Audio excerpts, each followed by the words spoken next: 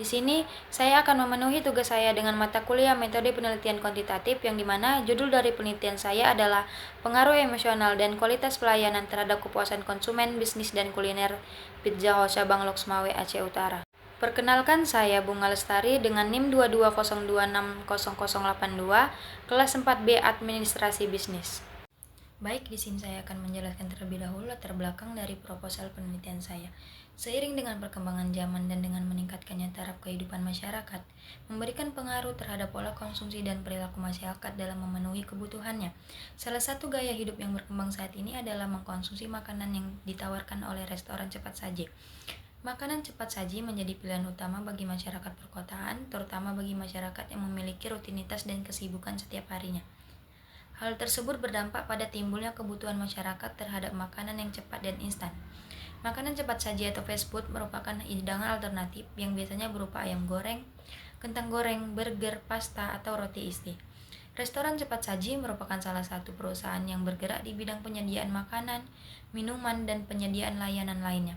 Salah satu restoran cepat saji yang banyak diminati oleh masyarakat perkotaan adalah Pizza House. Pizza House adalah salah satu perusahaan cepat saji yang menyediakan pizza cepat saji terbaik saat ini yang berada di kota Loksmawe. Ciptono tahun 2007 menguraikan bahwa kualitas layanan adalah suatu bentuk upaya dalam memenuhi kebutuhan serta keinginan konsumen, dan ketepatan penyampaiannya dalam menyeimbangkan harapan konsumen. Selain itu, Hermawan tahun 2018 menyimpulkan bahwa kualitas layanan merupakan rangkaian bentuk istimewa dari suatu produksi atau pelayanan yang dapat memberikan kemampuan dalam memuaskan kebutuhan dan keinginan masyarakat. Dalam hal ini, perusahaan yang menyediakan layanan membutuhkan interaksi secara langsung antara pelanggan dan pelaku usaha.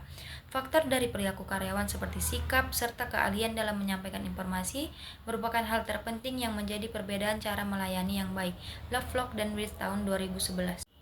Berdasarkan penjelasan latar belakang yang telah dideskripsikan, maka terdapat 4 rumusan masalah yang dapat dirumuskan di dalam penelitian ini. Yang pertama, bagaimana pengaruh kualitas pelayanan terhadap kepuasan konsumen Pizza House cabang Loksmawe? Yang kedua, bagaimana pengaruh faktor emosional terhadap kepuasan konsumen Pizza House cabang Loksmawe? Yang ketiga, bagaimana pengaruh gabungan kualitas pelayanan dan faktor emosional terhadap kepuasan konsumen Pizza House cabang Loksmawe? Yang keempat, apa strategi yang dapat diterapkan Pizza House cabang Loksmawe untuk meningkatkan kualitas pelayanan dan faktor emosional agar meningkatkan kepuasan konsumen? Berdasarkan rumusan masalah penelitian di atas, maka tujuan dari penelitian ini adalah 1. Untuk mengetahui pengaruh kualitas pelayanan terhadap kepuasan konsumen Pizza House di kota Loksmawe. Yang kedua, melakukan analisis yang mendalam terhadap bagaimana faktor emosional terhadap kepuasan konsumen. Yang ketiga, mengetahui pengaruh faktor emosional yang ditimbulkan terhadap kualitas pelayanan terhadap kepuasan konsumen Pizza House cabang Loksmawe. Yang keempat, mendalami strategi yang diterapkan Pizza House cabang Loksmawe untuk meningkatkan kualitas pelayanan dan faktor emosional agar meningkatkan kepuasan konsumen. Manfaat dari penelitian ini adalah yang pertama, kontribusi pada pemahaman teoritis. Penelitian semacam ini dapat memberikan kontribusi pada pemahaman teoritis tentang bagaimana sebuah kepuasan pelayanan dengan suatu bisnis atau usaha dapat memengaruhi perspektif atau sudut pandang dari masyarakat luas, sehingga ini dapat membantu para konsumen untuk dapat menilai sebuah rasa emosional dari tingkat pelayanan terhadap kepuasan konsumen. Yang kedua, pemahaman lebih mendalam tentang kepuasan pelanggan. Penelitian ini dapat membantu memperdalam pemahaman tentang kepuasan konsumen terhadap produk dalam konteks spesifik yang berkaitan dengan rasa emosional. Ini dapat memberikan wawasan tentang meningkatkan kualitas pelayanan dengan mengatur emosional demi mendapatkan kepuasan pelanggan. Yang ketiga, analisis terhadap strategi komunikasi. Melalui penelitian ini, strategi komunikasi yang digunakan oleh kelompok atau individu masyarakat kenyamanan dan keteraman dikarenakan kepuasan dari sebuah pelayanan yang didapatkan. Yang ini dapat memberikan wawasan tentang efektivitas pesan dan narasi yang disebarkan melalui media sosial dalam mempengaruhi opini dan tindakan masyarakat. Selanjutnya saya di sini akan menjelaskan bagian dari bab 2 yaitu kajian teoretik. Yang pertama itu kajian teoretik emosional. Pengertian emosional. Menurut Kusumo dan Suwito tahun 2018 mengungkapkan, pengertian emosi merujuk pada suatu perasaan dan pikiran yang khas, suatu keadaan biologis dan psikologis, dan serangkaian kecenderungan untuk bertindak. Menurut Ritonga dan Pani tahun 2020, emosional bisa berupa perasaan marah, senang, sedih, rasa terkejut, cinta, benci, dan sebagainya. Yang kedua itu ada tujuan emosional. Tujuan emosional adalah tujuan yang ditetapkan untuk menggerakkan diri menuju keadaan emosi tertentu untuk meningkatkan kesehatan mental dan regulasi emosional secara keseluruhan. Ini bisa berarti apa saja, mulai dari mengendalikan amarah, agar tidak marah terhadap orang lain, mengelola stres, meningkatkan hubungan interpersonal, meningkatkan produktivitas, meningkatkan kemampuan mengambil keputusan, hingga mengembangkan pandangan yang lebih positif.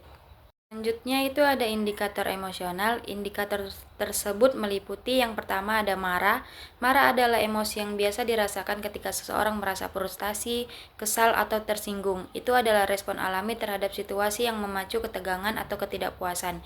Yang kedua ada takut.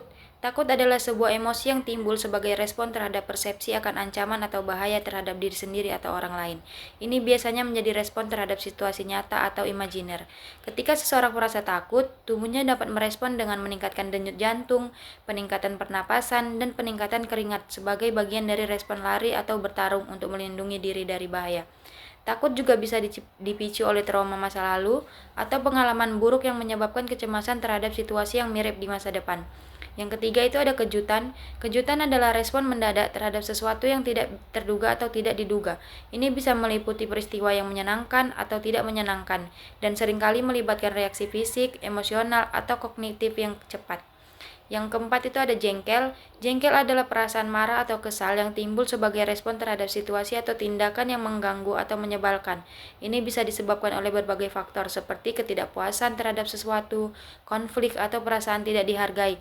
Yang kelima itu ada kebahagiaan. Kebahagiaan adalah keadaan emosional yang menyenangkan dan memuaskan, seringkali disertai dengan perasaan puas, gembira, dan sejahtera. Ini dapat dipicu oleh berbagai hal, termasuk pencapaian tujuan, hubungan yang baik, pengalaman positif, dan rasa makna dalam hidup. Yang keenam ada kesedihan. Kesedihan adalah perasaan emosional yang timbul sebagai respon terhadap kehilangan, kegagalan, atau pengalaman yang menyedihkan. Ini bisa meliputi rasa kecewa, putus asa, atau perasaan kosong. Selanjutnya ada faktor-faktor emosional. Ada beberapa faktor yang bisa memicu munculnya masalah gangguan mental emosional pada remaja. Di antaranya, yang pertama lingkungan keluarga dan yang kedua ada lingkungan sekolah. Selanjutnya ada kajian teoretik kualitas pelayanan. Pengertian kualitas pelayanan. Menurut Supranto tahun 2006, kualitas pelayanan adalah sesuatu yang harus dikerjakan oleh penyedia jasa dengan baik. Kualitas pelayanan seperti yang dirasakan oleh para konsumen berasal dari suatu perbandingan antara apa yang ditawarkan oleh suatu perusahaan pelayanan, yaitu harapan dengan persepsi mereka tentang kinerja pemberi jasa. Selanjutnya ada tujuan kualitas pelayanan. Tujuan dari kualitas pelayanan adalah untuk memenuhi atau melebihi harapan pelanggan, meningkatkan kepuasan pelanggan, membangun loyalitas pelanggan, dan memperoleh keunggulan kompetitif dalam pasar. Dengan fokus pada kualitas pelayanan yang tinggi, sebuah perusahaan dapat meningkatkan reputasinya, mengurangi biaya pelanggan yang hilang, dan menciptakan hubungan jangka panjang yang berkelanjutan dengan pelanggan. Indikator kualitas pelayanan. Indikator kualitas pelayanan bisa bervariasi tergantung pada jenis layanan yang diberikan, tetapi beberapa yang umum meliputi: pertama, kepuasan pelanggan. Kepuasan pelanggan adalah ukuran sejauh mana pelanggan merasa puas dengan produk atau layanan yang mereka terima dari suatu perusahaan atau organisasi. Ini bisa diukur melalui survei, umpan balik langsung, atau melalui indikator lain seperti tingkat retensi pelanggan dan rekomendasi pelanggan. Yang kedua itu ada waktu respon. Waktu respon adalah interval waktu antara saat sebuah permintaan atau pertanyaan yang diajukan oleh pelanggan dan saat respon atau tanggapan diberikan oleh penyedia layanan atau perusahaan. Hal ini seringkali menjadi faktor penting dalam meningkatkan kualitas pelayanan, terutama dalam situasi layanan pelanggan atau dukungan teknis. Yang ketiga ada tingkat kesalahan. Tingkat kesalahan mengacu pada frekuensi dan tingkat keparahan kesalahan yang terjadi dalam proses pelayanan atau produksi. Ini bisa mencakup kesalahan dalam pengiriman barang, kesalahan dalam pengolahan transaksi, atau kesalahan dalam menyampaikan informasi kepada pelanggan. Menjaga tingkat kesalahan tetap rendah adalah penting untuk mempertahankan kualitas pelayanan yang tinggi. Yang keempat itu ada tingkat retensi pelanggan. Tingkat retensi pelanggan mengukur seberapa banyak pelanggan yang tetap menggunakan produk atau layanan dari suatu perusahaan dalam jangka waktu tertentu. Ini merupakan indikator penting dari kepuasan pelanggan dan kualitas pelayanan secara keseluruhan, karena retensi pelanggan mencerminkan seberapa baik perusahaan mempertahankan hubungan jangka panjang dengan pelanggannya. Faktor-faktor kualitas pelayanan. Yang pertama ada keandalan, yaitu kemampuan perusahaan untuk memberikan pelayanan sesuai dengan yang dijanjikan secara akurat dan terpercaya. Kinerja harus sesuai dengan harapan pelanggan yang berarti ketepatan waktu, pelayanan yang sama untuk semua pelanggan tanpa kesalahan, sikap yang simpatik, dan dengan akurasi yang tinggi. Inti pelayanan keandalan adalah setiap pegawai memiliki kemampuan yang andal, mengetahui mengenai seluk-beluk prosedur kerja, mekanisme kerja, memperbaiki berbagai kekurangan atau penyimpangan yang tidak sesuai dengan prosedur kerja dan mampu menunjukkan, mengarahkan, dan memberikan arahan yang benar kepada setiap bentuk pelayanan yang belum dimengerti oleh masyarakat, sehingga memberi dampak positif atas pelayanan tersebut, yaitu pegawai memahami, menguasai, handal, mandiri, dan profesional atas uraian kerja yang ditekuninya. Yang kedua ada jaminan dan kepastian, yaitu pengetahuan, kesopanan, dan kemampuan para pegawai perusahaan untuk menumbuhkan rasa percaya para pelanggan kepada perusahaan. Hal ini meliputi beberapa komponen antara lain komunikasi, kredibilitas, keamanan, kompetensi, dan sopan santun. Yang ketiga ada berwujud, yaitu kemampuan perusahaan dalam menunjukkan eksistensinya kepada pihak eksternal, penampilan dan kemampuan sarana dan prasarana fisik perusahaan yang dapat diandalkan keadaan lingkungan sekitarnya merupakan bukti nyata dan pelayanan yang diberikan oleh pemberi jasa. Hal ini meliputi fasilitas fisik, contoh gedung, gudang, dan lain-lain, perlengkapan dan peralatan yang digunakan atau teknologi, serta penampilan pegawainya. Yang keempat ada empati, yaitu memberikan perhatian yang tulus dan bersifat individual atau pribadi yang diberikan kepada pelanggan dengan berupaya memahami keinginan pelanggan, di mana suatu perusahaan diharapkan memiliki pengertian dan pengetahuan tentang pelanggan, memahami kebutuhan pelanggan secara spesifik, serta memiliki waktu pengoperasian yang nyaman bagi pelanggan. Yang kelima ada ketanggapan, yaitu suatu kebijakan untuk membantu dan memberikan pelayanan yang cepat atau responsif dan tepat kepada pelanggan. Dengan penyampaian informasi yang jelas, membiarkan konsumen menunggu merupakan persepsi yang negatif dalam kualitas pelayanan. Selanjutnya ada kajian teoretik kepuasan konsumen. Pengertian kepuasan konsumen. Kepuasan konsumen adalah situasi yang ditunjukkan oleh konsumen ketika mereka menyadari bahwa kebutuhan dan keinginannya sesuai dengan yang diharapkan serta terpenuhi secara baik. Menurut Ciptono tahun 2012, tujuan kepuasan konsumen. Tujuan utama dari kepuasan konsumen adalah untuk menciptakan pengalaman positif bagi pelanggan dan memastikan hubungan jangka panjang yang saling menguntungkan antara perusahaan dan konsumen. Selanjutnya ada indikator kepuasan konsumen. Indikator dari kepuasan konsumen dapat mencakup 1. Umpan balik pelanggan, kedua tingkat retensi pelanggan, yang ketiga tingkat keluhan, keempat nilai pelanggan seumur hidup, yang kelima tingkat rekomendasi, yang keenam tingkat keterlibatan pelanggan. Selanjutnya ada kerangka konseptual yang dimana pengaruh emosional atau disebut variabel X1 dan kualitas pelayanan atau disebut variabel X2 dapat berpengaruh signifikan terhadap kepuasan konsumen atau disebut variabel Y. Bab 3 metode penelitian. Pada penelitian ini penulis menggunakan pendekatan kuantitatif. Penelitian ini dilakukan untuk mengetahui hubungan antar variabel emosional atau X1 dan kualitas pelayanan atau X2 terhadap kepuasan konsumen dengan melakukan survei terhadap konsumen Pizza House cabang Loksmawe. Penelitian ini menggunakan desain penelitian kuantitatif dengan metode survei. Desain ini dipilih karena sesuai untuk mengukur hubungan antara variabel-variabel yang diteliti serta menggunakan pengumpulan data dalam jumlah besar dalam waktu yang relatif singkat. Lokasi penelitian. Sesuai dengan judul penelitian yang dipilih, saya meneliti Pizza House yang berada di Jalan Pasi, Gampung Kota, Kecamatan Benak Sakti, Kota Loksmawe, Nanggro Aceh, Darussalam. Lokasi ini dipilih hanya karena ada satu franchise Pizza House yang berada di Kota Loksmawe dan terkait dengan permasalahan yang ada, peneliti ingin mengetahui apakah konsumen Pizza House merasakan hal yang sama dengan ketidaksesuaian ekspektasi terhadap kepuasan konsumen. Selanjutnya ada populasi, sampel, dan sampling penelitian. Yang pertama ada populasi. Menurut Sugiono, populasi adalah wilayah generalisasi yang terdiri atas objek atau subjek yang mempunyai kuantitas dan karakteristik tertentu yang ditetapkan oleh peneliti untuk dipelajari dan kemudian ditarik kesimpulannya. Populasi dalam penelitian ini adalah konsumen yang melakukan pembelian pada produk Pizza House cabang Loksmawe. Sampel. Menurut Sugiono tahun 2019, sampel adalah bagian dari jumlah dan karakteristik yang dimiliki oleh populasi tersebut.